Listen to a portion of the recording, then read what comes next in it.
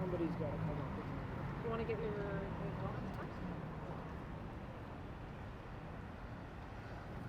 Yeah, we got an absolutely gorgeous day going on around here now, yeah.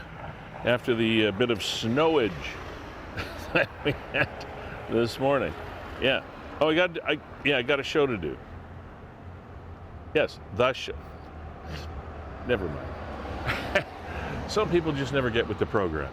You know what I'm saying. You've been there. You've got the T-shirts. Welcome to Season 4, Episode 26 of Niagara 411 Live with Lee Sterry. We are fueled by Gales Gas Bars. We are powered by WeeStream, supported by Verge Insurance Group, as well as Ace Alignment. And we are housed, as per usual, in this beautiful pub du jour, Fiddler's Pour Pub here at 149 St. Paul Street.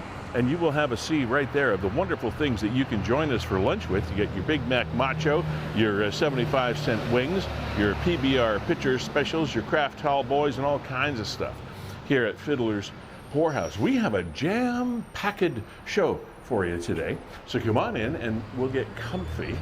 We're going to be speaking with a young lady who is currently all the way over in Switzerland. Huh? Sweden. It's an S country. It has snow. Sweden, yeah. And she did a video about a local haberdashery called Beau Chapeau Hat Shop in Niagara on the Lake. It's going to be kind of cool to chat with her. And we have a few other folks coming on the program. Probably, if not the most successful, certainly one of the most successful radio syndicated programs ever to happen in the history of broadcasting in this country, called Raceline Radio. Its founder and host, Erik Tomas, is going to be joining us about 20 after 12 today. And really a cool story when you realize the challenging landscape that we have in the media industry today. So Erik's going to be joining us at 12:20. A bunch of other things we're going to do. So come on in about 30 seconds. We'll be right back.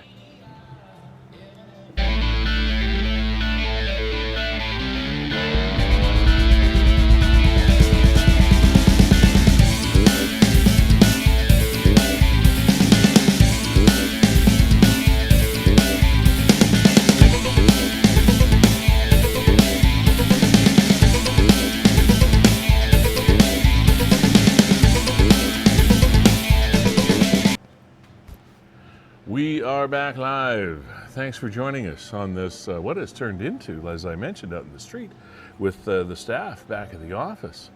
They're December the 6th. Yeah, December the 6th, 2023. It looks like, according to the experts, we'll have a mild winter to start with anyway. It's starting out pretty well. Few inches of, well, maybe not few inches. What do they call that? A dusting of snow on the cars today?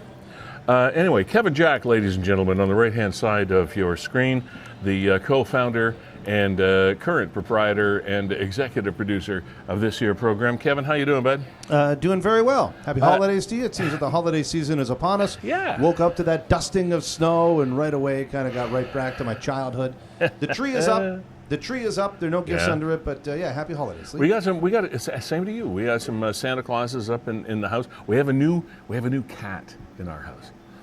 So we have to be careful with what we put around because he loves to run around and jump on things. So we got to be careful with the decorations this year. Speaking of Christmas, though, let's stay with you for a second. This, of course, is the season of Santa Claus parades here in the Niagara Peninsula and everywhere, for that matter. But for our purposes, of course, it's Niagara. And WeeStream, Canada's premier streaming service, did a masterful job, if I might say so myself, Kevin, of streaming this year's Grimsby Santa Claus parade. There's some folks. Yes, this is from last Saturday night. I think it's the 5th year that we've streamed the Santa Claus parade for the people of Grimsby and beyond. It's always great to see some of the comments pouring in from all over the world, literally. Somebody from Niagara that was stuck at Heathrow Airport in London. Yeah. He said he was watching the Grimsby Santa Claus Parade. We get people from St. Catharines, from Welland, former residents of Grimsby that have since moved away, all like to kind of come back and tune in. And Lee was another big success. You can see our coverage here is just fantastic. Right in front of Teddy's. Oh, it's like being there. That's a landmark in downtown Grimsby. Is Teddy's right across the road. That's where we're broadcasting from. Here you see West Niagara Secondary School and their marching band. And Lee, imagine this. Already, these videos have amassed more than 30,000 views. 30,000 views for the Grimsby Santa Claus Parade through the WeeStream efforts. That took place on Saturday. So I would encourage other municipalities across Niagara to look at some of those numbers and go, you know what, the parade is about giving back, but it's also about exposure for a lot of the people that enter the parade, and you can really give them added exposure and a bit of a legacy by including live streaming, because of course now, right, you can watch this forever. Now people might be saying, because you and I take it for granted because we know about this stuff, but people might be saying, okay, where did you stream that parade? Where did I find it? Where do I find it? Yeah, so we streamed this to Facebook. We streamed it on Niagara 411. We also streamed it on the Town of Grimsby Facebook page, and we streamed it to their YouTube account as well. Okay, so there you go. Yeah, cast a pretty wide net, and all you got to do is, if you just Googled 2023 Grimsby Santa Claus Parade, you would see this year's, but you would also see other years as well. And honestly, Lee, our family, we watch this every year around, 23rd, 24th, as we're trying to get, really geared up Just and to get ramped into the up spirit, for Santa's arrival. What can we watch? What can we watch? Watching a local parade is just awesome. How many people, let's just assume that you didn't stream this for a second. How many people might have, that night happened to turn out to be a pretty decent night weather-wise, but how many people would have been on the street? How many people would have come in person to see that? I figure all told, maybe 5,000. Okay, so if you're a municipality putting on a parade and you'd love to be able to highlight your businesses and your people and the people that put on so much effort, the volunteers, 5,000 people versus like 30,000 people. From all over. Yeah, and that number's only going to continue to grow, right? They can. And at a price that is incredible. It's a drop in the bucket if you consider the money that municipalities spend, and then also the effort, right? The effort that goes into it. And the one thing that it makes me sadly, is sometimes we talk to the organizers and ask them, like, oh, can you show me last year's parade? And they just can't. Can you show me the year before parade? And they just can't. If you went to Grimsby right now, you could watch and see all the parades and all the floats going back 5 years. Because everything you do is archived for it's a time capsule. Absolutely. And here's an example. So forever. We're now 30,001 views on the Grimsby Santa Claus Parade. So it was a lot of fun, and thanks so much to the Downtown Business Association, everybody involved at the town, Melissa, Trevor, everybody that we deal with. They're always so happy, great people to work alongside. What a promo piece for a municipality in Niagara. That in and of itself, it just stands alone. Pretty cool. Absolutely right. And speaking of standing alone, I do want to mention that Niagara 411 Live, this program that airs every second Wednesday from Fiddler's Poorhouse here at 149 St. Paul Street in St. Catharines, is a Niagara-focused, built and designed and promoted and obviously hosted by all things Niagara. Reaches, on average, 2 million plus people per year. 2 million plus views per year of this program. And for that, we thank you very much. As we get close to the end of every year, you start to reflect on how you think the year went. And all things being equal, Kevin and I could look back and say, yeah, we might do that a little bit differently, you do this a little bit differently. We have those discussions every year. We go forward into a brand new year, which we'll be doing very shortly. But just as a case in point, last show we did, which was a couple of weeks ago, has already, to go to Kevin's point about the parade, has more than 35,000 views. And Kevin and I will do this. We'll do this probably in January, because that's a good time to, again, reflect and see how your rubber hit the road, if you will, in the previous year. And we'll give you an idea about exactly the value of this program when it comes to reaching Niagarans on their program. So, and just last week alone, 35,000 views. By the time we get into January, when you talk about the cost of advertising, cost per reaching one person, we cannot be equaled anywhere here in Niagara, or nationally for that matter.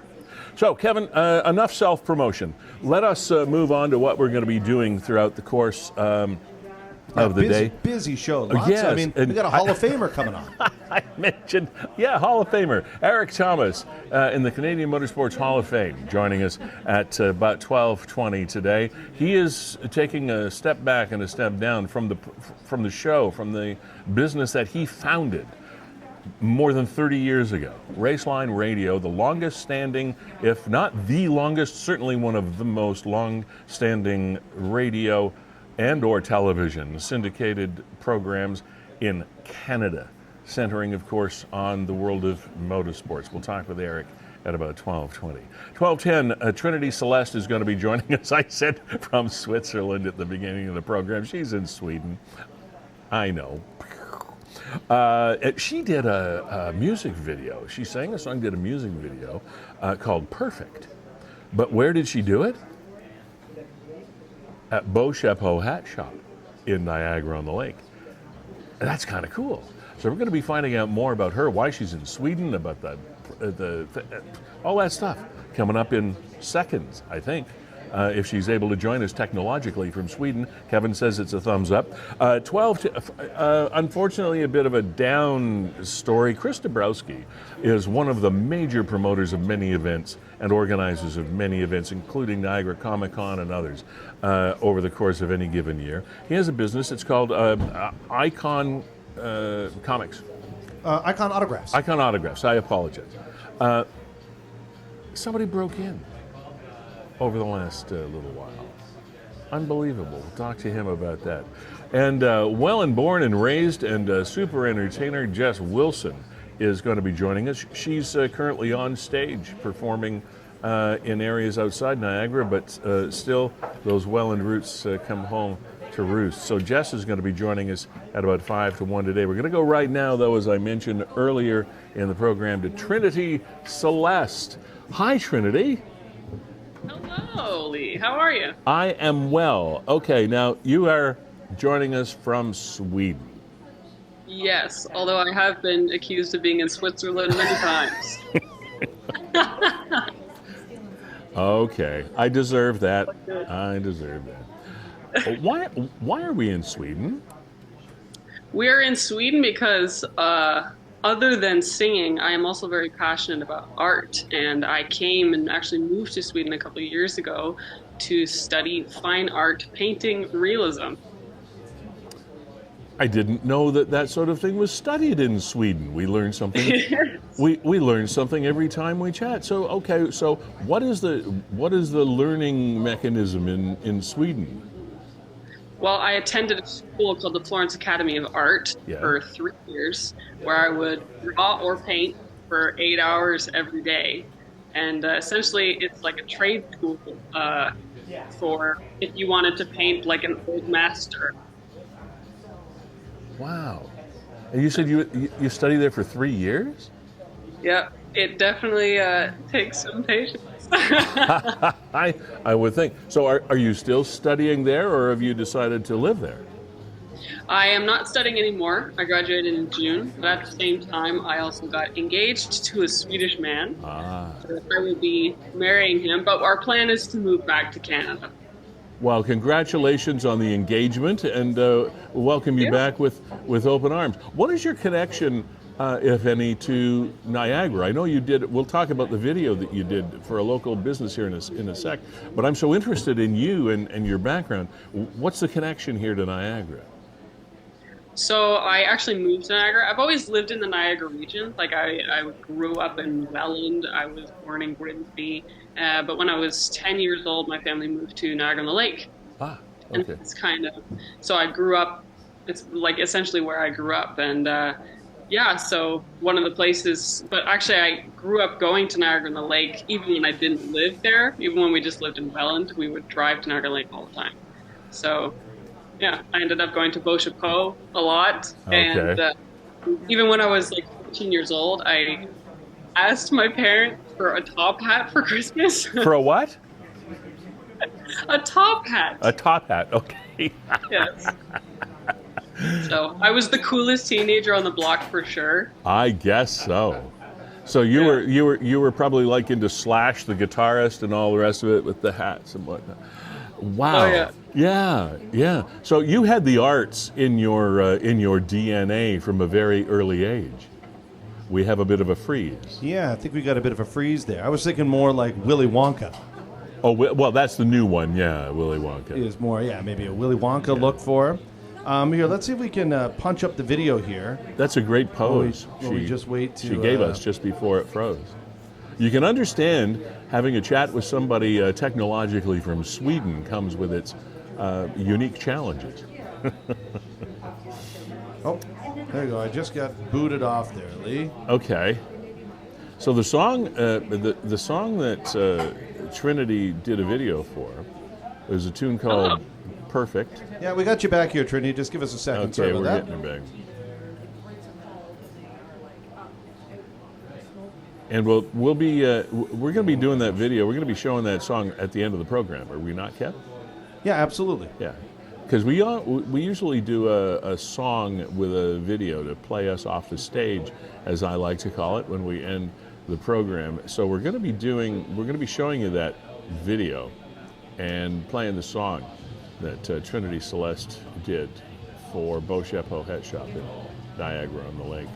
As Kevin works furiously behind the scenes to reconnect us here, I want to thank once again Gales Gas Bars Limited for being the premier sponsor of this program. We thank you very much, and they're going to continue with us throughout 2024, as I understand it. And I want to remind you that they serve the Niagara region with its service stations, full serve as well as self-serve, 4 convenience stores, wholesale fuel delivery, home heating delivery, and oil lubricant delivery, one-stop shop for all your petroleum needs. And of course, this is a busy season for them as they get ready to deliver home oil. Welcome back, Trinity. Sorry about the freeze. It's a little challenging sometimes communicating across the wide oceans of the planet. Welcome back. So born in Grimsby, lived in Niagara on the Lake, lived in Welland. Where will you still have family, obviously, here then in Niagara? Yes. My parents live there, and so does my sister, my brother-in-law. Okay. So when you and your new... Congratulations on the wedding. When is the wedding? Next fall. Next fall. So will you be back here in Niagara by then, I assume? Yeah, most likely, yes. Yeah. Mom wouldn't have you any other place, probably. Well, Mom says you go wherever God calls you, but the mom side is like, I hope he calls you right here, right beside me. So, yeah. God bless moms everywhere. We love them dearly. Yeah. Okay, so let's flash forward to our conversation. Kevin's putting a bit of a clip of the video up that you did at Beau Chapeau Hat Shop. Obviously, you're pretty close to the place. Tell us about what led to you doing this video and about the song, and just give us a backgrounder on it. All right. Well, in 2020, obviously, a lot of us had a lot of time, and so I wrote quite a few songs in 2020, and Perfect was one of them. And so the song kind of came, I think it originally kind of just started out as, I usually write chords or I write lyrics. And for this one, I started just playing around with different chords and what sounded nice. And I kind of came to starting to sing, and then Perfect Moment, Perfect Day kind of came to me. And it's about kind of, it can be super simple. It can be about just a perfect day or a perfect moment, and then it's very difficult days. And even in the song, I say that I know perfection can never be. Right. I know it can never be. But if I try, I know reflection won't lie to me. So It's a very upbeat song, but it's kind of got these lyrics. Yeah. And so shooting it in Beau Chapeau was, I thought it would be a great idea, and such a great cozy place, and I love the place, and I love hats. Hats have been such a big part of my life, although that's not evident right now. That's we okay. just asked if you're representing. Yeah. But we asked if it would be possible, and Kevin, the owner of the shop, welcomed us with open arms, and it was so much fun to just shoot the video there, and then now finally release it. That's very cool. Now, where do where can we find your video and your songs and your other songs, etc.? I'm assuming you must have a collection somewhere available. I do. My name is Trinity Celeste, and I have streamed 5 songs now. So I have songs that are out there on Spotify, Amazon Music, and other major streaming platforms. My music video is out on my YouTube, which is also Trinity Celeste. So yeah, pretty easy. I've tried to keep it pretty streamlined to try and find me. So is that your career path for the future? Is to continue in this music recording video game, as it were? That is definitely part of my heart, for sure. I'm very passionate about creating my art, paintings and things like that, and also the music and music videos. And my fiance is also a creator of music, so we look forward to continuing to create music together as well. Right. So. Yeah. Well, I mean, Sweden being the home of ABBA, I guess. You got a good DNA there. Yeah, exactly. Luckily, I did not mention a band from Switzerland. Anyway, so this is an interesting world that we live in. The arts that you went to study in Sweden, along with the music that you do, I guess in this day and age, we would call someone of your ilk a content creator. Would that be a pretty good description of what it is you do? I suppose so at this point. I mean, I use social media as a way of getting my work out, as to let people know that I'm doing it. But I just love to, I guess it is what you're called now, but I just love to create.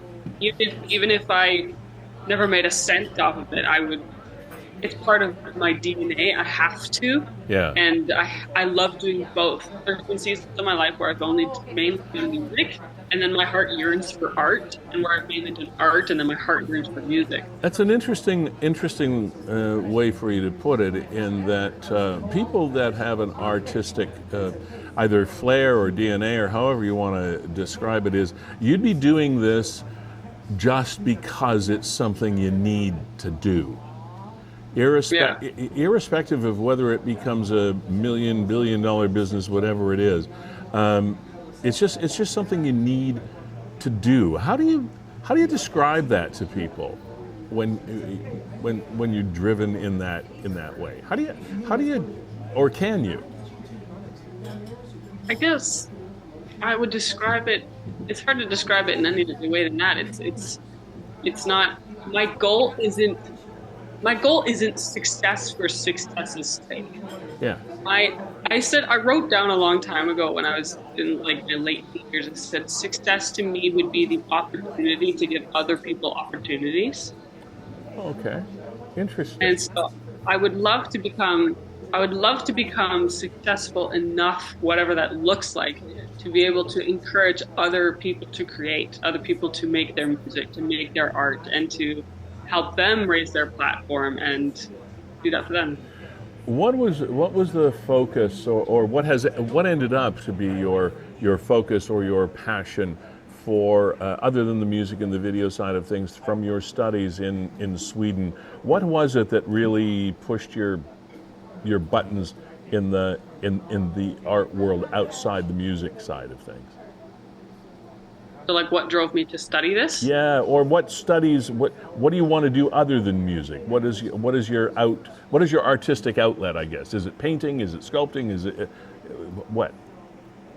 It's drawing and painting realism. Okay. So I was taught to draw and paint realistic. I say to people, when you go to museums and you see these old paintings and you think no one does that anymore, that's what I do.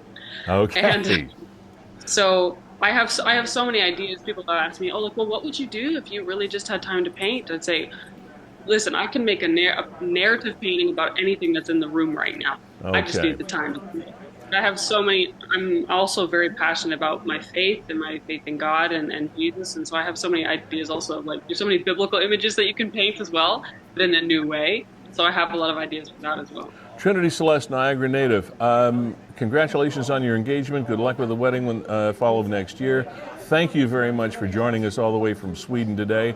We're going to be highlighting your video of Perfect at the end of the program from Beau Chapelle Hat Shop in Niagara on the Lake. Again, we got to move on, but great meeting you. Thank you so much. Thank you so much for having me on. Hey, take care. Bye.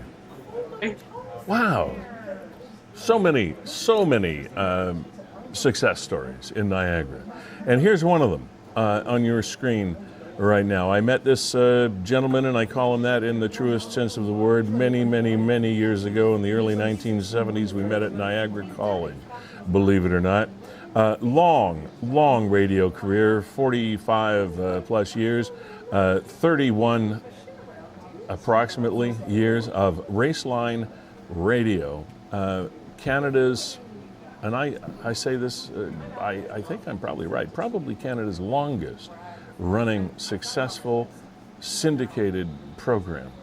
And that is saying something in these days of Canadian media. A grand total of 1,500 shows of Raceline radio, a spot in the Canadian Motorsport Hall of Fame. And Erik announced that he was pretty emotional when he announced at the age of 71, after 48 years, that it's time to take a break. He's with us now. Erik, Tomas, my friend, how are you, pal? Lee, my longest standing and oldest friend in the business. Well, how are you? Do I qualify as that? Oh, I think so. Well, when you think that you and I go back to the early 70s when we were at Niagara College, I mean, yeah. we did radio and TV Well, there. you said longest standing. You probably have longer friends, but they can't stand anymore. Well, that's probably it, yeah. And I'm getting close to that. That's why I'm quitting. No, I'm not really. I'm just, anyway. Good to be on with you, bud. Good to have you here, and congratulations Thank you. on the success. Now, when I mentioned this at the beginning of the program, I can't think of any syndicated. We've all been familiar with syndicated media programs over the years. By syndicated, I mean those things that are a central production and broadcast across a network, nationally, provincially, however you want to call it. But I can't think of any program that has run longer than Raceline Radio. Is there one? Yeah, you're probably in the neighborhood. I can probably guess that, do you think that maybe some of the hockey stuff on radio, going back to the days of Foster Hewitt, I mean, that may be the start of a whole lot of it. But in terms of covering the sport of auto racing exclusively, yeah, we were so very fortunate that we dropped in at the right time in May of '92 when the Indy in Toronto, where the IndyCar guys were there, and we went to CJCL 1430 and said we want to do a racing show, because up to that point, there was no way to get race results from stuff that you didn't see on television. There was there was no outlet for it, and we thought there was a need for it, coupled with the fact that we knew that there were a lot of Canadian talent, Canadian drivers, Canadian events that needed to be promoted that weren't being promoted. And we went to Subaru Canada, and God love their faces. They've been with us all 31 years of our existence. Tire has been with us probably about 8 years now, but we've had all kinds of companies along the way. But yeah, we've been on the air consistently for 30. This is our 31st season on the air. So yeah, we're very fortunate that's happened. It's been a lot of work, but it's a labor of love. It's a cliche. But well, this is one of the things I was going to mention, is the fact that one of the reasons it has the longevity that it has, I'm sure, is because it is a labor of love. And people always used to say, moms and dads and grandparents always used to say, find something you like and figure out how to make money at it. And that's going to be successful. And that was always you. But to talk about you prior to the racing persona that you have in that world, you had already had a successful career at a very young age, at a very early stage in your broadcast career, because we, as you said, known each other a long time. We started out at Niagara College, we worked at CJRN together, and you went on to Toronto and blazed a personality trail you've had a really good run, my man. Yeah, we did. And when I was working in Niagara in the Falls at CJRN for the O'Brien brothers, and then started at CHSC in '75, and then we, also did some Niagara Falls Flyers hockey, under the tutelage of the late great Rick Jenneret. Yes. And that culminated on that side of it in the mid '80s, doing Toronto Maple Leaf hockey on television on CHCH and Global with with guys that you come to expect to be doing all the color. It was Danny Gallivan and Danny Gallivan before, but so we had some success doing that. At the same time, I was working at CFTR and CKFM, and doing that sports part of for it them. was good. And then when that disappeared, I took a love for the sport that started in 1960 when my dad took me to Merrittville Speedway and was able to parlay that into a full-time living. And up until the time I quit at the end of this month when I resigned, I think I'm the only sportscaster in the country full-time covering auto racing. So, Let me segue into the early, then we'll go to the current. I remember when we were working together after having reconnected after the college days, and I went away and you went away, and we came back, and lo and behold, we're working at the same radio station in Niagara Falls, and you would yell to the rooftops to whoever would listen that Motorsport was the largest and most important and most watched and followed sport in the world, on the planet.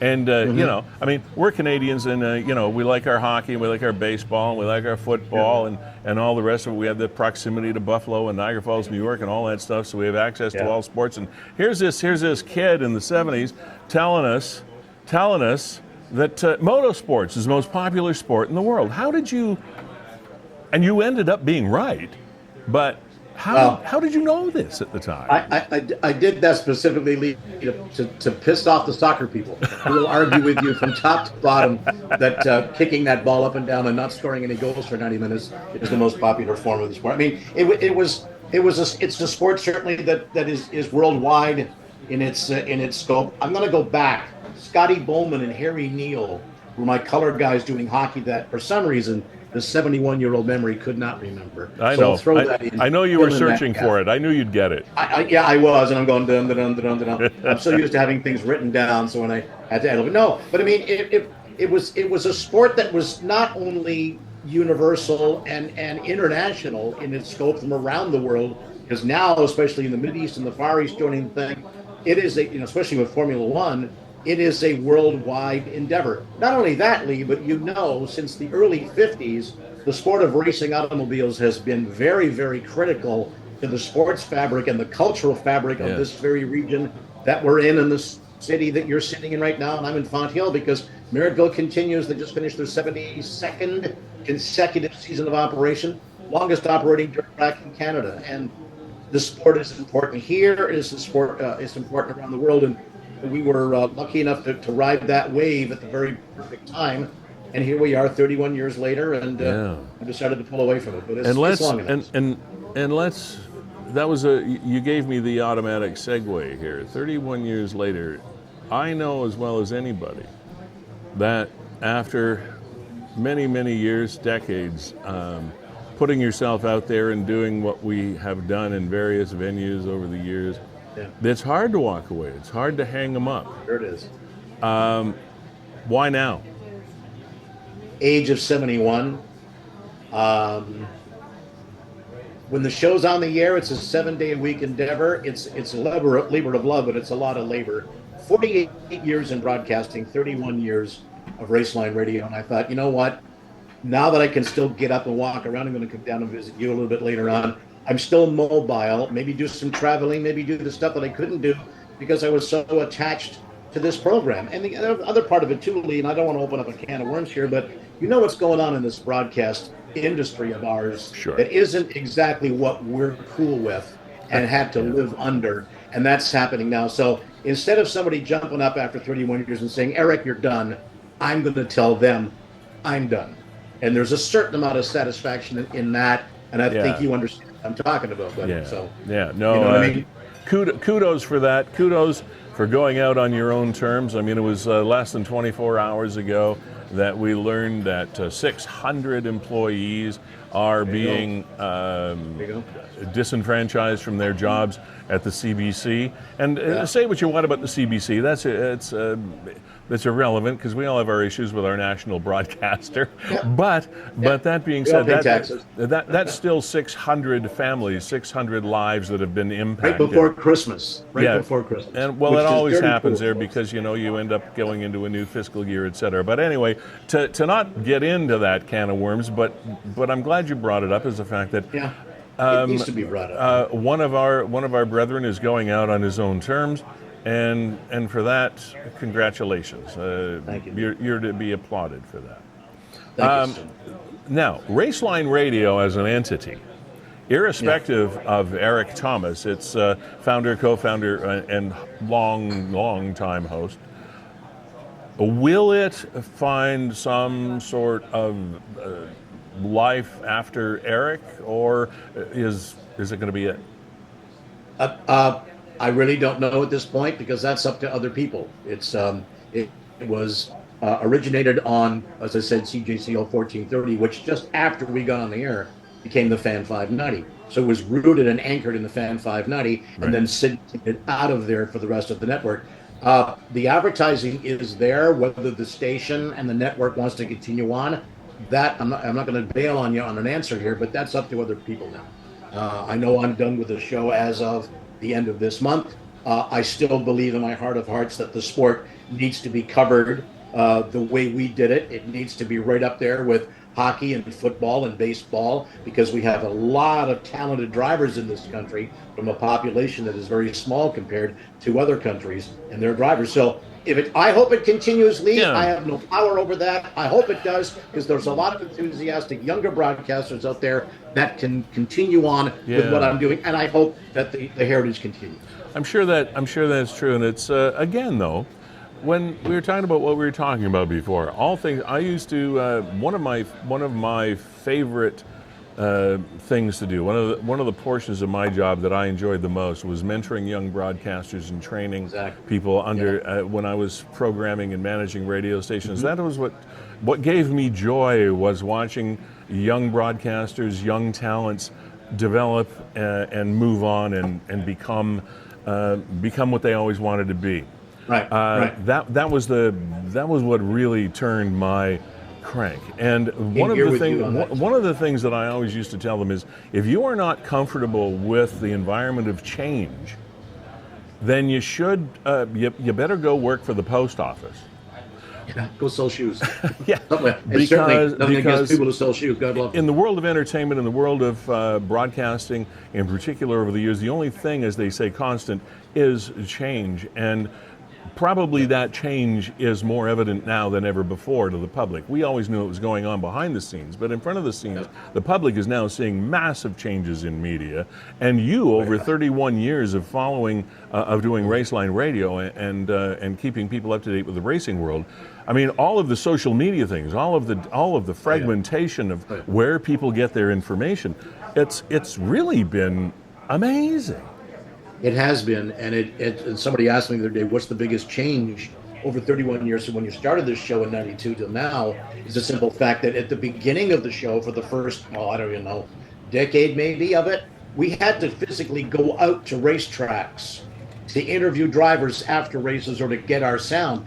Now, every racing sanction out there has all the stuff on the internet for you with their own media service. So I can sit in my office in my house in Fonthill, and I can get all the audio I want out after a NASCAR race or an IndyCar race, to a certain extent F1, where I don't have to do all that travel anymore. I don't have to jump on an airplane and get a hotel room and cover some of this stuff. It became a lot easier because of the advent of the internet and having all that information there. I mean, there's nothing like going out to a racetrack and witnessing it live and doing the interviews live, and goodness gracious, with 1,500 shows, as you mentioned, you have the opportunity to do that. But that's the biggest change, is the actual acquiring of the information, and the audio is a whole lot different now as I end it than it was at the beginning. Well, I know we haven't heard the last of you. I know there's music in your future and all the rest of it. If you need a rhythm player, call me. In the meantime, I just want to say congratulations on one of the best runs a professional broadcaster has had,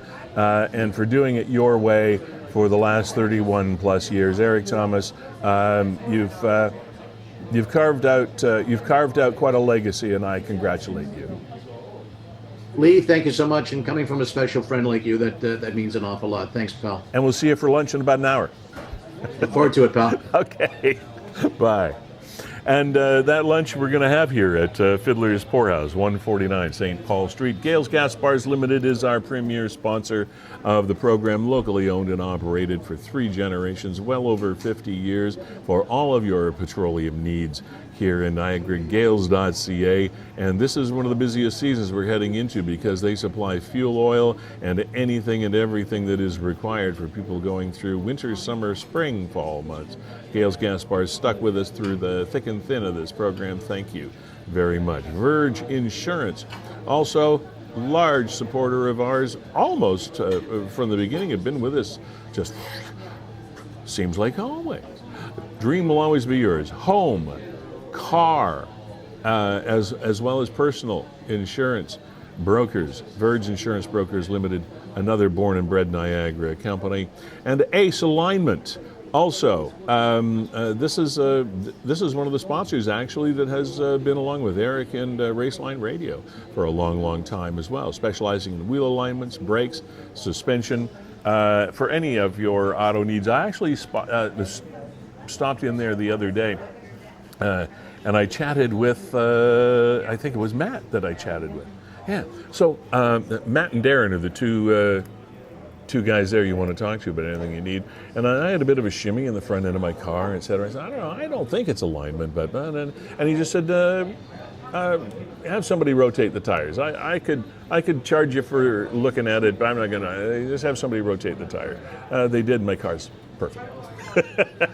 So, stop in and say hi. They're on North Street in St. Catharines. That's that small street that you hardly even know is there, that runs right behind the new police station. You got the new police station on Welland Avenue at Welland and Geneva in St. Catharines. They're right behind there. So check them out. Kevin Jack, WeeStreem, co-founder with Brandon Scram, Canada's premier streaming service. We were talking earlier about Kevin's WeeStream streaming of the Guelph Santa Claus Parade, so check it out as well on Niagara 411 Live, the WeeStream YouTube site, or the Guelph city page as well. I'll correct you. It's Grimsby. I was letting you away with one Guelph. Did I say Guelph? Yeah, we'd love to. We'd love to also broadcast the Guelph Santa Claus Parade. So if anybody's got municipal connections there, my geography teacher would be rolling over in her grave right now. I called Sweden Switzerland, and now I call Grimsby Guelph. What is happening with me? Icon Graphics. I think they're in Fenland Falls. Shut up. I give up. Actually, it proves it's live broadcasting. Icon Autographs is a business that grew out of the history of Comic-Con that Chris Dabrowski has been a founder of and organizer of for many years right now. And they haven't had a good week, I got to tell you. Got to the office this morning to be welcomed by a break-in. Enter overnight in our store. Thousands of dollars of merchandise stolen. If you see anyone selling Icon Autographs Inc. merchandise that seems suspicious, please let me know. And we've been talking about a lot of positive stuff, but right now something that just kind of makes you feel sad. Chris Dabrowski is joining us. Hey, Chris, how you doing today? Seen better days, but we're getting the yeah.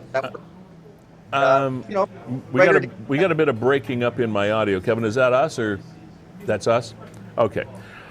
So tell us about Icon Autographs, first of all. This sort of grew out of the Comic-Con initiatives, right? Founded Falls Comic here in Niagara Falls back in 2011. So we've been running the event minus COVID years for over 10 years. And at each of the events, we usually welcome and host about 30 or 40 celebrities per event. We run Niagara Falls Comic-Con, Hamilton Comic-Con, a few other consumer shows as well. And over the years, we kind of would purchase autographs from the celebrities. We wouldn't purchase big amounts, but we would do it kind of as a keepsake, I think, at the time. And then when COVID happened, we took that inventory and created icon autographs. So since 2019, I would say 2020, we've really built it into a big business. We have over 10,000 items in our inventory of autographed memorabilia, everything from autographed 8x10 photos, scripts, toy figures, horror masks, you name it. We probably have it in our inventory in terms of autographed memorabilia. And we're talking names like William Shatner, Christopher Lloyd, Chevy Chase. These are all people that we've worked with over the past 3 years, but more so even in the past 10 years as well. So a lot of hard work went into collecting these items for our inventory. So it's absolutely heartbreaking to walk into the office and see that the door was drilled open and a lot of items were taken. We just finished our inventory. It's over $300,000 in items, and it was definitely targeted. And we're not angry. We're disappointed. We're sad that something that we built out of COVID was compromised and somebody stole from us. This is like our home. It's our home away from home. So it's disappointing. It's heartbreaking. And to make it even worse, it must feel terrible that it's obviously somebody that knew you or knew about you and knows the value of the stock that you have in your business. Yeah, talking to my James Ponce this morning, because we keep talking about it. We're here in the office. The office is the storefront's empty. We emptied all the shelves, and they did a pretty good job of taking a lot of memorabilia, but we just don't feel safe in a environment. But yeah, I was talking to James, and it was somebody that had been here before, somebody that we probably spoke to. We're a boutique store. Yeah. If somebody walks in the store, they're treated with a hello. We usually, shoot the breeze with our customers for 5 or 10 minutes. We work in a fun industry. It's pop culture. Yeah. There's always something to talk about, and collecting is fun. Autograph collecting is fun. So it's somebody that had been here before, that looked us in the eyes, that probably had a conversation with us about some of the items that were taken. So it definitely hits us not only from a business standpoint, but it hits us personally too. So it's quite unfortunate. One of the things that the general public perhaps might not be aware of is the fact that in a specialized business such as yours, especially one where these are often one-of-a-kind items, and a lot of businesses will market themselves like one-of-a-kind or whatever, but in the case of a business like yours, that's not just a marketing tool, that's an actual fact, and that's what makes your business profitable, and what makes these things valuable is you can't just, if somebody steals something, like they steal a watch or they steal a handbag or something, you just can't go to a wholesaler and pick up another one to replace your stock and the insurance company covers it and you've got it back on your shelf the next day. It's not that kind of business. No, it's, you think of a horror genre. There's probably, I think, 10 or 11 Friday the 13th movies, which means there's probably 9 or 10 actors that portray Jason Voorhees. So a gentleman, he had the pleasure of working with Ted White, who unfortunately passed away a few years back. We had a lot of autographed memorabilia from Ted White. You can't replace those sort of items. So there's a lot of items that were taken that were cast signed. They were collected over multiple years, and a lot of the items had autographs from men and women who since passed. So they're irreplaceable. It's not just a matter of purchasing a product from a wholesaler and then that product. This is, we fly to Chicago, we fly to Ottawa to conduct private signings with a lot of these celebrities. So it's a lot of blood, sweat, and tears and hard work that went into obtaining 95% of the product that we have. So it's impossible to replace a lot of the items, but luckily we have a really good inventory list of what was taken, so we can kind of get a feel for exactly how much monetary value was stolen from the store, and it totals over $300,000, and that's unfortunate. It's not items we can, if we get some insurance money back, which we're hopeful, that'll help restock some of the product that we have. But to replace that product, no amount of money will do it. I'm assuming that there's some sort of investigation going on, and it's one of those things that would be difficult, I'm sure, for law enforcement to investigate because of it being a specialized thing. But on the other side, it's special because it is special. This isn't something that people can just peddle easily. What should we be on the lookout for? Like, how can we help, or can we help? So we have a photo. So we have a camera system here in the office that captured a photo of one of the suspects. They're in a full balaclava. You can only see the eyes. We will be sharing that on our page later today. Right. Look out for any Icon Autographs product. What makes us unique is that we've witnessed every single autograph that we offer in our inventory. So if we didn't firsthand see the autograph being placed on an item, we won't sell it. Every item that we sell comes with a tamper-proof hologram, and it also comes with a certificate of authenticity. So out of the 2,000 plus items that were stolen, none of them will have this because they didn't take these. So the products will have a tamper-proof holofoil, but they won't have a COA. So anyone that's looking, number one, if it seems too good to be true, it's probably too good to be true. If Christopher Lloyd Back to the Future 8x10 is trying to get pushed onto you for $40 or $50, don't buy it. But definitely, what would it be worth legitimately? $250. Okay. And then if our item doesn't have this accompanied with it, don't buy it. It has to have that COA with it. These COAs are impossible to duplicate. They have a watermark on them. So just be on the lookout for that. If you're ever buying an autographed item from Icon Autographs or from somebody through Marketplace or Kijiji, it's got to have that holofoil.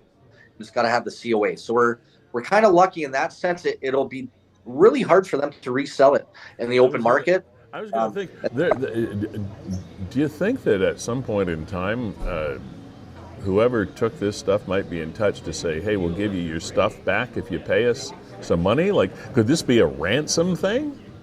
I'm looking at the table now, it's an empty table, but it had, 5 or 6 binders on it prior to us being broken into. I don't even think they realized how much money they had in their hands. I think, they pulled some specific items like an Indiana Jones hat signed by Harrison Ford, worth a lot of money. That's, it's a bulky item. It's probably worth $2,000 or $3,000. But a lot of the binders that they took had very rare autographs. And I don't think until they probably got home, they realized they didn't have these, or they're learning that now, and they're realizing the value. But to them, it's almost worthless now without that COA. So I highly doubt with the amount of attention and support we're getting from the community, not only our customers, but just general members of our community are sharing the story. I'd be shocked if they would show their face in public and admit something like that. But yeah. I've seen. What does law enforcement say? Are they, because this, as I said before, this is kind of a specialized theft. We've had detectives in our office. We're all being interviewed. They're talking to local businesses. They're reaching out to the public as well. So they're doing whatever they can to help find and apprehend the suspects. But it's definitely work in progress. We just finalized our inventory list this morning. Like I said, it totals over $300,000.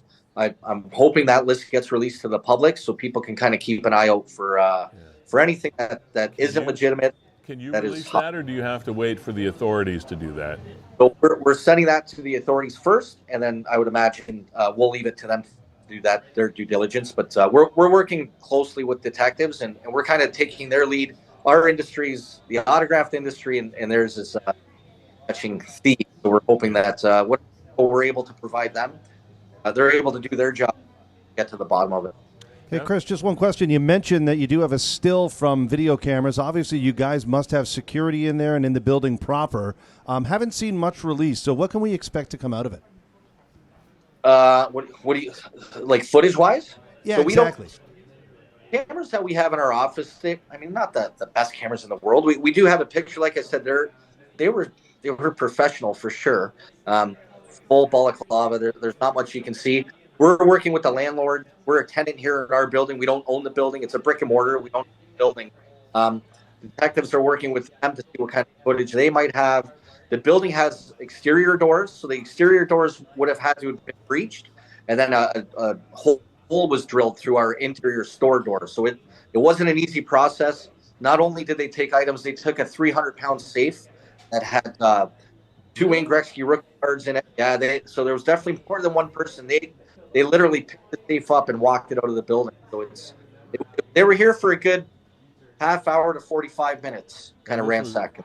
Obviously, people that have, as the old saying goes, they've cased the joint. I mean, they knew what they were trying to do. They knew exactly. I can walk you around quick, but it's basically we have our shelving here. They took specific items. They left a lot of, believe it or not, they left a lot of items. This table here was full of binders and 8x10s that they pulled every binder and they took that with them. Okay. And then there's James Ponce, my business partner there, working away. But these 2 glass shelves had some one-of-a-kind items. They took from those shelves and they took from those shelves on top of James as well. So they left a lot in the office, but they knew what they were coming for, and they were strategic about it, and they definitely utilized their time wisely. Boy, our hearts go out to you. I don't know what I don't know what to say. Again, something that's so specialized. That's like ripping out your heart, because you can't get a heart transplant very easily. You know, it's like, how my God. Yeah. And I keep it happened at about between 2 and 4 in the morning from what we see on the motion detection on the cameras. It could have happened during the day. We have staff in this office throughout the day. We're kind of blessed that it happened when it did, because it could have been a lot worse and a lot uglier. So we're happy we weren't here when it happened. So do you kick yourself in the butt from time to time for not having, perhaps, and I hate to bring this up, a more obvious security system or alarm system or something like that? We're kind of at the mercy of the landlord here in the building, right? For the exterior doors, it's kind of, I mean, you know, we figured with cameras, we have Smile, you're on camera, deadbolt lock on the door. I think no matter what we would have done, it was Ocean's 11 with the lasers through our office and spent thousands on a security system. It's something we're going to be looking into now, but you know, we figured, you know, with the exterior doors and the non-ability to enter this building after hours and with the door locked, we never would have thought. We never would have thought. Well, you know how to find us. You know who we are and where we are and how to contact us. Please keep Kevin, at the very least, and both of us, if possible, up to speed with what's going on. And if there's anything that Niagara 411 or Niagara 411 Live can do to help mitigate this disaster, which and I don't think that's too strong a word. I mean, it is a creative and business disaster for us. Let us know. Yeah, no, we appreciate that. We didn't know the extent, but now that we've gone through the inventory, it's over $250,000. But yeah, the support from the community has been great, and local media, including you guys as well. So we thank you, and we'll keep you posted. Chris Dabrowski, Icon Autographs, thanks for being here, and I don't know what to say. I'm so sorry you're going through what you guys have gone through. Appreciate the support, and having me on here today will definitely help as well. So thank you for that. Later. Bye. Wow. The pain that people cause, you know? Well, and I guess crime has been with us for ages. And I feel for those guys, because like you said, you know, you can't just buy more of what they have. Yeah, somebody stole a pair of Adidas. Well, you just can't go buy another pair to sell. Yeah, I mean, okay, you got insurance, it's fine, cut them a check, you go replace everything. Well, you can't at Icon Autographs. Like they said, some of the people that they have autographed memorabilia from have since passed. They literally can't get more of these. And you're not gonna give Harrison Ford a telephone call and say, "Gee, Harrison, your hat was stolen. Can you send us another autographed hat?" Yeah, like that's going to happen. And like you said, you know, they don't sell anything that they themselves didn't personally see signed. So the lengths that they go through, just not only organizing Niagara Falls Comic-Con, but what some people don't see is there'll be an extensive autograph session off to the side. Right. And in some cases, Icon Autographs need to invest. They need to pay the celebrity for each of these autographs, hoping that they can turn a profit. And when somebody scoops $300,000 worth of merchandise right from under your feet. I mean, there are a lot of celebrities, as you know, over the years, that will sign 800 pictures, and they'll send those 800 pictures out to charitable events and things like that, so they can be auctioned off, be it Gretzky or be it a golfer like Jack Nicklaus or Tiger Woods or whoever it is. But there's more than one where that came from. They're prints or they're copies of originals or something. In this case, there's only one of them. Like that's hard to imagine trying to replace stuff like that. I feel so sorry for these guys. Okay, as I mentioned off the top, we have a jam-packed show for you, and we do have somebody else to talk to, and we haven't had Jess on for a while. Jess Wilson is a Welland-born, raised musician, actress, and she is performing right now in The Lion of Oz. And as the post you see there says, as we get closer to opening night, we're promoting this. Hi, Jess. Welcome back to the program. Hi, how are you? I am terrific. How are you doing? I'm good. I'm tired, but I'm good. How come you're tired? Fill us in. Well, we've been rehearsing this show with Tweed and Company for the last 2 weeks. Actually, a week and a half. And we opened yesterday. The show tonight. We have a double tomorrow, a double Friday, a double Saturday. So Wow. It's go, go, go. So you're getting a very laid-back, casual Jess today, but I'm happy to be here. Fine with us. You're gorgeous under any conditions. We're happy to have you. Tell us about The Lion of Oz. Yeah, I would love to. So The Lion of Oz is a pantomime, which is a show where the audience participates in the show. So it's the original story of Wizard of Oz, but it's kind of like a continuation. And it has audience participation. And instead of your regular songs, it's pop music, pop rock music. It's really, really fun. It's family friendly, and it's been a blast. It's a nice little cardio workout for 2.5 hours for sure. I'll bet. Now, and you're performing currently in Tweed.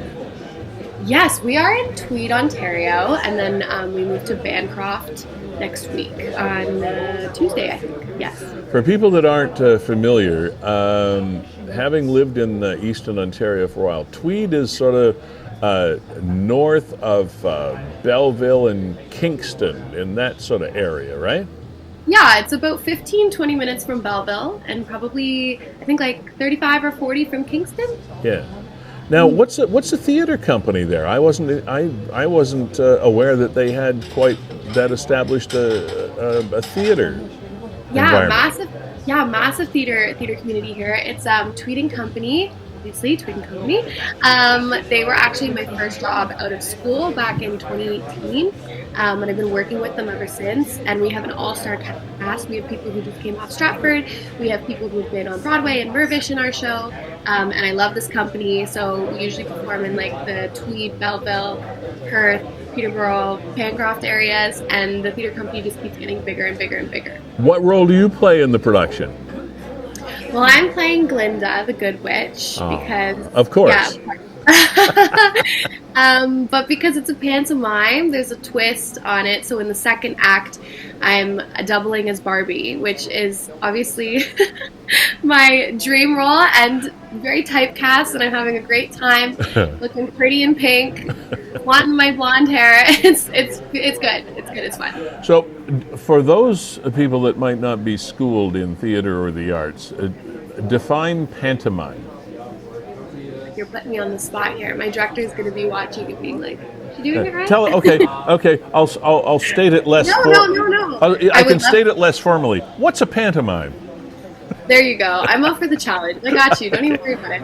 A pantomime is basically a show where the audience participates. So normally when you go see a show, you're told not to talk. You're told not to heckle the people on stage. But with a pantomime, because the majority of our show is mostly improvised and written by Second City and CBC alum Trisha Black, there's audience participation. So we'll ask for a suggestion from the audience, and we'll go off that and we'll do a scene. Or we can encourage people to sing along to the songs, which is also great for children, and we have relaxed performances, and it's super accessible and a really, really good time. I was just, as a matter of fact, coincidentally, watching a documentary piece last night on the making of the film Barbie, which will probably be one of the most lucrative films to come out of mainstream Hollywood ever. It's like almost $1 billion they expect this thing to make. How do you mix Glinda the Good Witch of the Wizard of Oz with Barbie? How do those two things get together? That's a great question. Well, I mean, in the original Wizard of Oz, you have Annie M and the family of Dorothy, and then when you go into Oz, Annie M is basically double cast as Glinda. So because this is a continuation of Wizard of Oz, it's just a little switch. Glinda is double cast as Barbie, so the Twister comes back, the lion gets stuck in a different kind of Oz, and everybody kind of switch characters. And it kind of relates, to Christmas and stuff too, because it's sort of like Toyland. Honestly, I'm just happy to be there, being Barbie. That sounds fabulous. So you've got, and you say you've got like double shows. Opening night was last night, you said? Yes. All right, then you got tonight and then a couple of doubles over the weekend, or what? Yeah. Yes. So we have 35 shows in total. So tonight will be 2 out of 35. And I come home on Christmas. So I'm basically doing the show until Christmas, and hope to see some familiar faces there. But I am looking forward to my day off on Sunday, Monday. I'm going to go home for a little bit, go back to the city, get my fill of Toronto, and then come back to Bancroft and do it all over again. Awesome. Jessica, I just want to ask you about your home that you found for yourself on the stage and in musical theater, and just talk about how that really allows you to flex all of your creative skills. Oh, wow. Yeah, I mean, I've always done theater. It's always kind of been something I've wanted to do. I went to school for it. I did it as a kid. And the gigging that I do, I mean, kind of goes hand in hand with that. But a lot of the times I'm hired to do shows in theater that are actually actor musician shows. So usually I'm playing bass, guitar, or drums, or piano, or whatever they need me for. But this one is a little bit different because I just get to do the show. Now, did you get this part because of your participation in these theater companies, or was this something that you had to audition for? How did it come apart that you got such a nice, iconic sort of role? Yeah, well, I've worked for the theater company multiple times. I believe this is my 6th show with them. Okay. I did Joseph and the Amazing Technicolor Dreamcoat with them in the summer. That's a classic. Yeah, it was really fun. We had a completely sold out run, and that was amazing.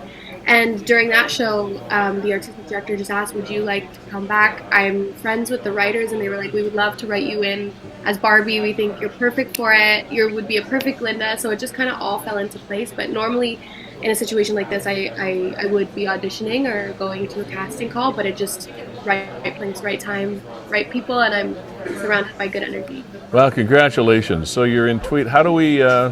If we want to take a trip, or we're going to be in the area, you go from Tweed to Bancroft, did you say? Yeah, so we're in Tweed until Saturday, and then we move to Bancroft, which is a little bit of a larger theater, but we are selling out. I believe we're like 90% sold out for the whole run. So if people want tickets, you should definitely get on that. It is family friendly, and we also have a relaxed performance. If you have a child that maybe doesn't do well with lights, or we take off the strobe lighting, we don't use fog. It's very accessible to those who maybe can't be in a regular performance. Okay. Sorry for the folks who want to find out more all about that. You've got the production has a link or whatever, right? Yeah, Tweed and Company Theater. You can Google it; it'll come up. Tickets are sold right through the site. Don't buy them anywhere else. Just buy them from the theater company. Yeah. And you can also call the box office.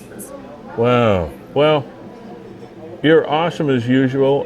Niagara should be, and I think is pretty darn proud of you. And we wish you a healthy run. Break a lot of legs. And enjoy your Christmas and your downtime when you get back. I will. Thank you for having me. Have a wonderful afternoon. Yeah, we will. Jess Wilson, ladies and gentlemen. Thanks, Jess. Thank you. Bye. What an amazing young woman. Gosh, she loves what she does. Isn't that super? Love sharing this stuff. Yeah. I mean, here on the show, Erik probably doesn't know this, but I was a longtime fan of his as somebody getting into broadcasting. When I moved to Niagara and learned that he was from Fonthill, Oh, yes. to me that was mind-blowing because Erik Tomas was such a national broadcaster. Because Raceline Radio was heard coast to coast in Canada, and to find out that it was just a Niagara bloke, Just a kid from Fonthill. just a kid from Fonthill, then you see this kid from Welland. Yeah. Has a great talent, a great voice, is good on stage, and said, you know what, I'm going to move beyond Welland, now taking over at Tweed and their theater company, and just getting paid to do not just what they're really good at, but what they love What doing. they love to do. And I love seeing those stories. And, you know, conversely to that, you see the story of Chris Dabrowski and him finding a niche along with James and their company there. Harry, here's what we'd like to do. Yeah. We're gonna make Comic-Cons and Fright Fests, and then we're going to take over Hamilton Comic-Con. We're going to take over Buffalo Comic-Con. We've got an autograph business. And back in the day, people would say, "You're going to do what? You're going to spend time and money and effort and energy doing what?" And then you look at and see how these Comic-Cons and conventions and things like that have exploded around the world. Yeah, and then off the top of the program, when we had Trinity Celeste, musician, and then find out that she's actually been studying art in all of its various forms in Sweden for the last 3 years. And born in Grimsby. Yeah, born in Grimsby. Not Guelph, Grimsby. Raised in Niagara. Currently in Sweden for the last 3 years. Studying art, yeah. On her Facebook page, she just had her first art show where she was able to display, you know, various different works that she's done. It's really cool to see all these people from Niagara that are very talented, pursue their goals, and then have some success doing so. And to follow up on that, we will be played off the stage, by the way, with a song and a video that is written and performed by Trinity Celeste that Kevin was just talking about, currently in Sweden, and born here in Niagara. And she did a video of one of her songs called Perfect. And she did the video at Beau Chapeau, a hat shop on Queen Street, right downtown in Niagara-on-the-Lake. A fine supplier of the hats that I wear on this program and elsewhere, more than 10,000 of them on site at any one time. Anyway, she's going to be in the shop and she'll be playing us off the stage with that song coming up at about 1:30 today. Once again, I want to mention our sponsors, Gales Gas Bars Limited. Thank you very much for being our premier sponsor of the program and for supplying Niagara with any and all of its petroleum needs. Gales.ca is the place to go for that. Verge Insurance Limited, always a pleasure to have you as a supporter of ours as well. And Ace Alignment on North Street in downtown St. Catharines. Janice Purdy and Matt and Dylan and everybody there, thank you very much for also being a part of our program. Kevin Jack, as always, our executive producer of this program, co-founder with Brandon Scram of WeeStream. And lest I boot this for a third time, they just streamed the Grimsby Santa Claus Parade. And all you got to do is and you can Google. go find that online. Kevin, there were a number of things that happened over the course. We got a few minutes that we can touch on some things. I mean, I want to start here. I mean, Yeah. and it ties into last week's program. Well, in yeah, some kind we'll of a get to bizarre that. way. But since you have this picture, I was going to start there, but we'll segue into that. But this is the second flying car incident that we have had in as many weeks. Niagara Regional Police Service called to this home at Haste and Pancake Lane in the town of Pelham for a motor vehicle collision. Now they have to say that because that's police speak for a car had a thing. They call it a motor vehicle collision. Well, that's kind of underselling really what the hell went on. Investigation revealed an 18-year-old male was operating a silver Subaru. And maybe Erik Tomas could tell us Subarus can fly. But in this case, we're not quite sure. I don't think it was intended to. An 18-year-old male driver in a Subaru was misoperating the vehicle, lost control, somehow became airborne, and you see the roof damage. right there at this house. It was, what, Kevin, about 3 o'clock in the morning this happened? Yeah, 3 a.m. Sunday, so really late Saturday night. If you see on the left-hand side of the screen there, Lee, at Hay Street, Pancake Lane takes a little bit of a jog. Yeah, there's the map. See, you got Pancake Lane, and it jogs a bit. On Haste. But right across the street is a house. A little bit to the right. Well, that's the place. Right there you have Haste. That would have been the road that he was speeding down. Yes. And then didn't really get the turn. No, and then obviously the curb was such and the speed was such that this car flew over the front yard, over all that foliage, missed the front of the house, but slammed into the roof. What? How fast was this kid going? That's not just your average, ordinary, everyday oops. That's an oops and a half. Now, amazingly, no one was injured in that crash. Yeah, in both of them, I mean, there was another one just down the road on Haste that we talked about a couple of weeks ago. We did. And in both instances, Lee, I wanted to get in touch with the homeowner to find out what is it like at 3 a.m. to be woken by that. How? Yes. I mean, I was thinking the other night, we have a lot of squirrels in our neighborhood. There was this like squirrel thing going over the roof, and that kind of bugged me a little bit. I can't imagine what it'd be like to have a car smash into my roof at 3 o'clock in the morning. I don't know how there are no pictures of this car dangling on the precipice here of the front porch. So obviously nobody. Well, yeah. Did the car must have hit and then come back down? I don't think it would stick in the roof like an arrow. I don't think so. No, not a Subaru. No, it'll drive out of anywhere. Yeah.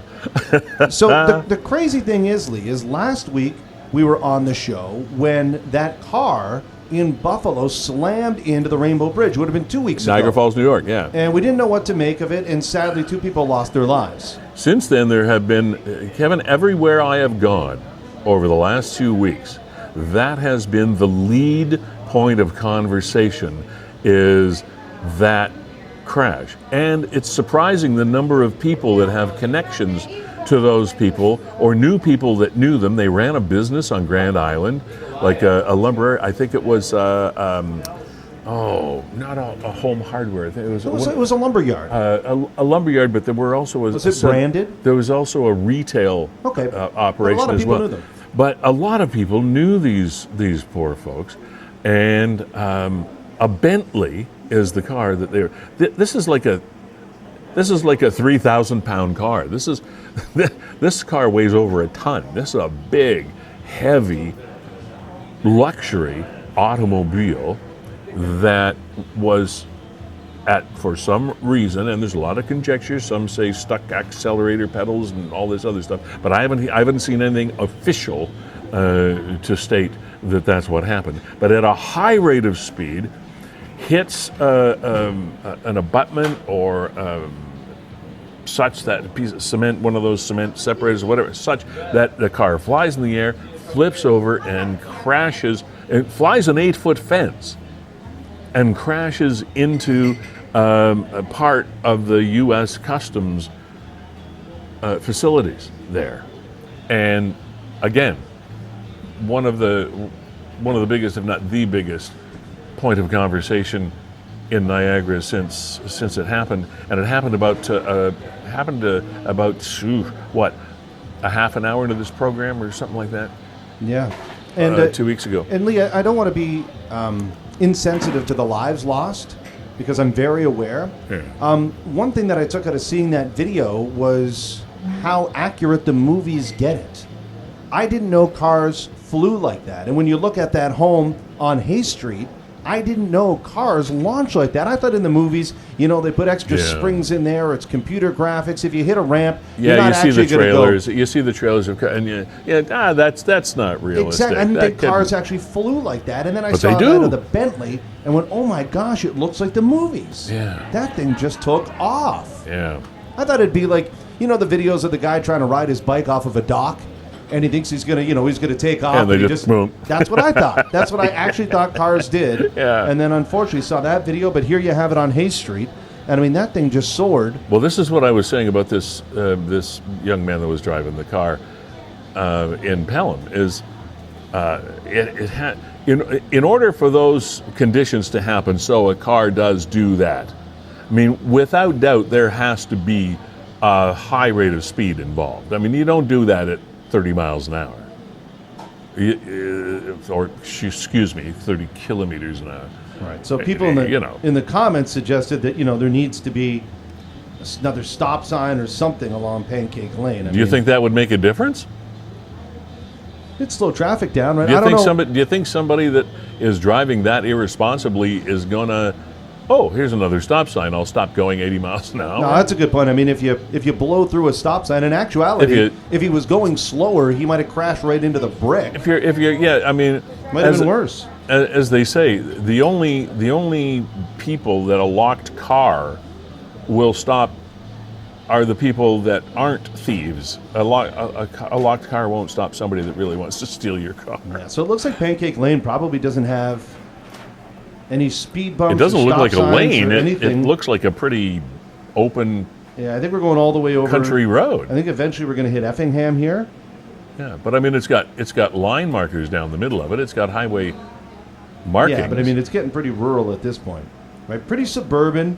Where the accident, so look, you can go that far as the eye can see. Yeah, so there's no stop signs anyway. No stop signs at all. Well, because there's no crossroads. You're not going to put a stop line at a driveway. Yeah, there are a couple of roads that tee off here, but no through intersections. It might become a target for some speed bumps in the near future. Yeah, I mean, see, there's an intersection at T, but they've got to stop, but nothing on Pancake. So yeah, you're right. You can get up to a considerable rate of speed. I'm sure if you talk to people that live on Pancake, they'd say, yeah, these cars are flying through here. Crazy. I don't know. One of the other things I wanted to mention as an FYI, and you really don't need us to tell you, but I did want to mention it as something that I think is pretty darn important that became operative across the country, across our nation. The suicide line is now operative. It was announced just a few days ago. It's 988. And if you want to find out more about it, it's very, very easy. All you have to do is Google the 988 or suicide hotline or whatever it is, and links will become immediately available. But I think it's a wonderful thing in the fact that this is now available. And you will also see naysayers that will make fun of or diminish the impact. But suicide is a very real and horrible thing that continues to take lives of our loved ones and our friends of all ages. I think suicide of young people is the worst you could possibly imagine, and unfortunately that's a number that is not really decreasing. So this is a very, very important service. It's a place for people to go when they feel they have nowhere else to go and they need help, and they've acknowledged that they need help. And 988.ca if you want to find out more about it. All you have to do is pick up a phone or make a call on a cell phone, 988. And it's operative across the country. So kudos to all people that labored long and hard and worked to put this system in place and to have it operative as it has become in the last week or so across the country. 988. If there's someone you know that you believe is suffering or is in a dark place and they don't want to talk to anybody, they might not even want to talk to you. But if they won't talk to you and you know they're suffering, just give them the number. And it's totally anonymous and your information is protected and all of those things. If you got no place else to go and feel you've got no place else to go or no place you want to be, 988. Okay. Yeah, it seems like that's a little overdue, don't you think? I mean, I didn't. Long overdue. We hear about initiatives like at the Burgoyne Bridge, but there's signs there that say, "Hey, if you do need somebody to talk to, here's a phone number." Yeah. but I didn't really understand that there was no national initiative with something like 988. It makes so much sense to consolidate all this stuff. I know, but I suppose better late than never. And again, Yeah, I mean, I'm not going to be a naysayer. It's an absolutely great no, initiative. I know what you're saying, but a lot of these are things that you would have thought, oh, didn't we already have that? Yeah. And there are helplines. There are organizations that operate helplines, etc. But it's not as all encompassing, and perhaps not as easy and specific and specific as this is. Anyway, one of the other things we're gonna scoot in just a minute and get us played off the stage. But another thing, dog owners, please be careful. Dogs and drugs is still a thing. There were a number of posts up on Niagara 411 this past week. By the way, thanks, Nick, at Niagara 411 for your cooperation as usual. Hi to Nick's mom, and thanks to all the contributors to that site that keep us informed. But one of the posts that came up, and this was from Port Colborne, but this is not meant just for residents of Port Colborne. There are still problems with it, be it either discarded or planted drug bits and bites and paraphernalia in parks that dogs get into, and in a lot of cases it is fatal. But in any case, it's always a problem and they always get sick. Their metabolism is such that it cannot break down the kinds of things that come with ingesting some of the drugs that we humans are stupid enough to spread around. So just when you're out with your dog in a park, just be careful, because it's not something that has gone away. Kevin Jack, once again, thanks for producing the program. Very, very busy day. We want to thank Trinity Celeste. We'll talk more about her in a minute. Erik, Tomas, Canadian Motorsport Hall of Famer and long-term host of Raceline Radio, who's stepping away after all these years. Thanks for being here. Chris Dabrowski, our thoughts and hopes for some sort of compensation for what Iconic Autographs went through with a break-in that has taken massive dollars worth of inventory from you. Thank you for being here. Keep us posted on how we can keep getting the word out. Jess Wilson, just always a treat to have her own actress and songstress, and currently starring in Lion of Oz, performing in Tweed and then Bancroft over the next week or so. Thanks for being here. Trinity Celeste wrote a song called Perfect. She filmed a video of that song, or shot a video of that song at Beau Chapeau Hat Shop in Niagara-on-the-Lake. So to Kevin Neufeld and his staff, as always, thanks for helping my dome stay covered and allowing Trinity to come in and do this video. She's going to play us off the stage. For episode 26, season 4 of Niagara 411 Live with Lee Sterry, we bid you adieu. Enjoy. Cheers.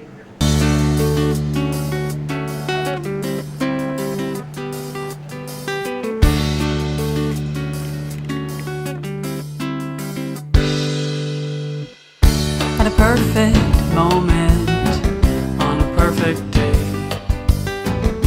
at a perfect place, and in a perfect way,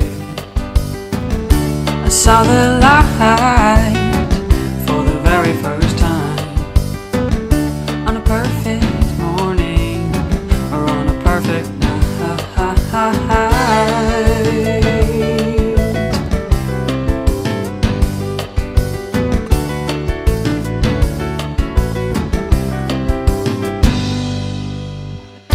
What a perfect sunset and sunrise. What a perfect country road or the city lights. Yes, I saw the light for the very first time, on a perfect morning or on a perfect night.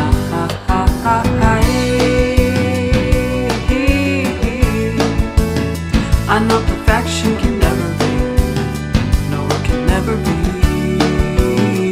But if I try, I know reflection won't lie to me, no, it won't lie to me. So I'll look through the eagle's eye see what a perfect